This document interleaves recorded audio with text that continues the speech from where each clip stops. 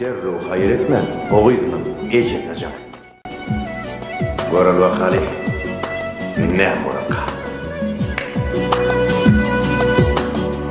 Dünyada en tadı sürü güler, enemin derdine şifa sordum.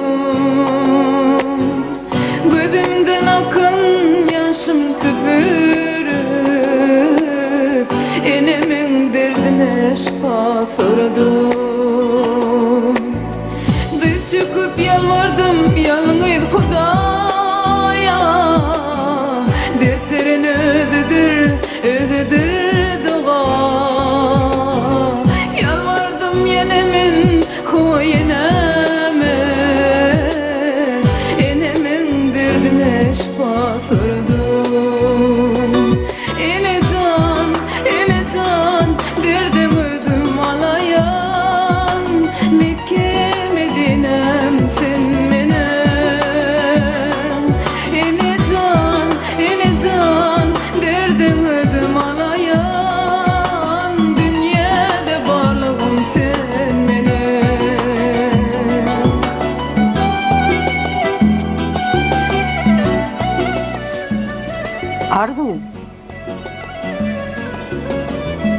Arducan.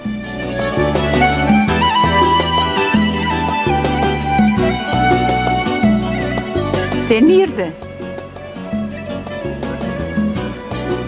Men geldim kıydım.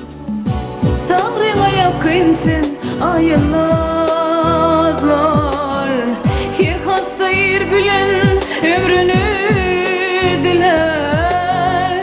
Damağım dolup dur Yere aytırım mollik ağı, ardu diyen. enemin derdine Ey Allah canlarım. Ödüm boğsun ede veri. salam güllerin adam.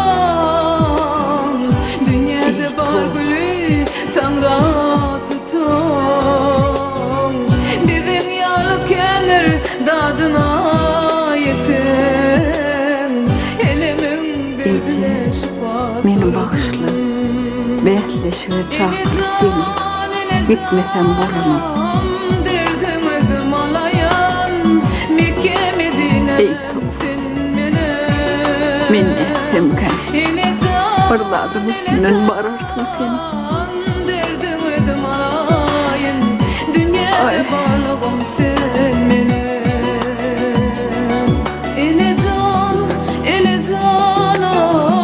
derdim ödüm alayan, Mekke Medinem sen menem. Ele canım,